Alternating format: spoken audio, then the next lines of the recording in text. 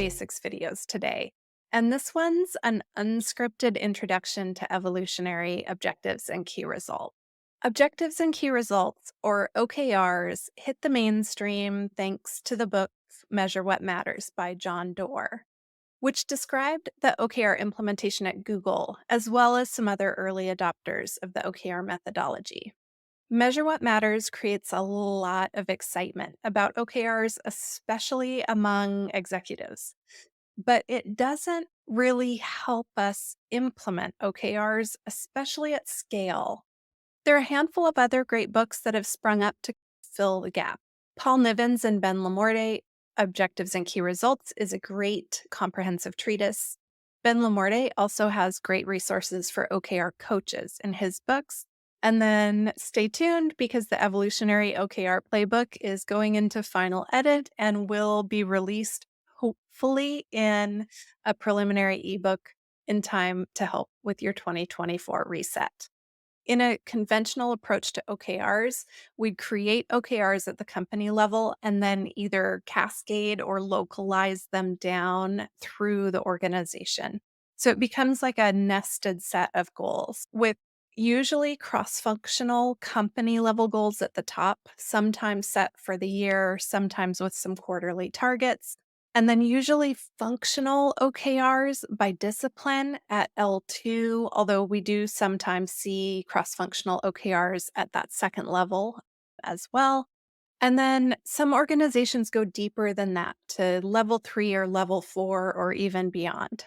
The benefit of this nested approach to goals is that if done well, it helps people in the organization have a clearer understanding of what's most important and what's expected of them. A well implemented OKR implementation also gives our leaders better objective data to make decisions based on, instead of relying as heavily on subjective estimations of progress or success.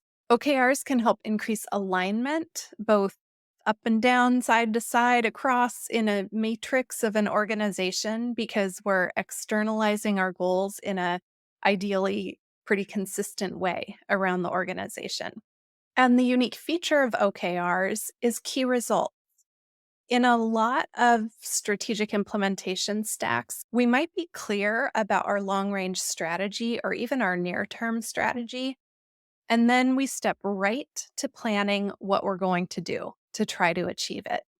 Implementing OKRs as an alignment layer between our strategic plans and our plans about what we're going to do help us fill in gaps with really important answers to questions.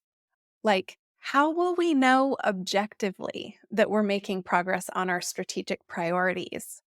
Do the activities that we have identified and planned, if we do those excellently, will that add up to achievement of our most important outcomes or our strategic imperatives? We can also use key results outside of just what we think of as standard business measures. So we work with clients a lot to identify what metrics or measures they actually need to build and instrument a model for to have the information they need to make decisions in their business. We also work with clients around designing what we call behavioral or low fidelity key results that let us look around and look at the world around us and ask the question, when we're making progress, what behavior will we see more of? What feedback will we hear more often? So, even if we're in a data poor part of the business, we can still develop theories about what we might want to see become different as a result of our work. OKRs don't have to be complicated and they don't have to be a time suck. In a lot of implementations, they're overly complicated and a huge time suck, and people have an awful experience with them. So it is definitely possible to implement OKRs in ways that are not helpful for your organization. The evolutionary OKR approach that I've developed over the last few years, working with thousands of people in hundreds of organizations implementing or re implementing OKRs, evolved by looking at what wasn't working in organizations in their OKR implementations and then figuring out how to fix what wasn't working.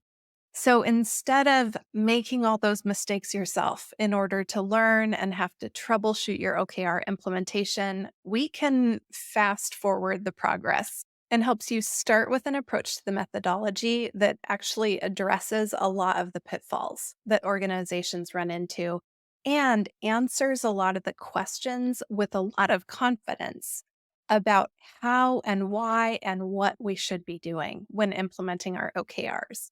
Implementing OKRs without an expert can be really stressful for everyone involved. The approach that we work with clients is designed to build internal expertise as quickly as possible. We can work with clients on a long term basis. We do have some enterprise clients where we're working at great scale, where we embed for a period of time. But we also do a lot of work with clients that's just in and out. We get in, we assess their situation, we help the OKR practitioners in that organization put together a playbook or a toolkit that's going to work for their organization. We often work with senior leadership to help senior leadership learn how to model the best practices so that their organizations can learn faster. And we train coaches and core teams so that they can confidently run their organization's OKR implementations. If you have questions about evolutionary OKRs or you'd like to hear more about my work with Red Current Collective, drop me an email at hello@redcurrentco.com or subscribe to our Evolutionary OKR newsletter at findrc.co/subscribe.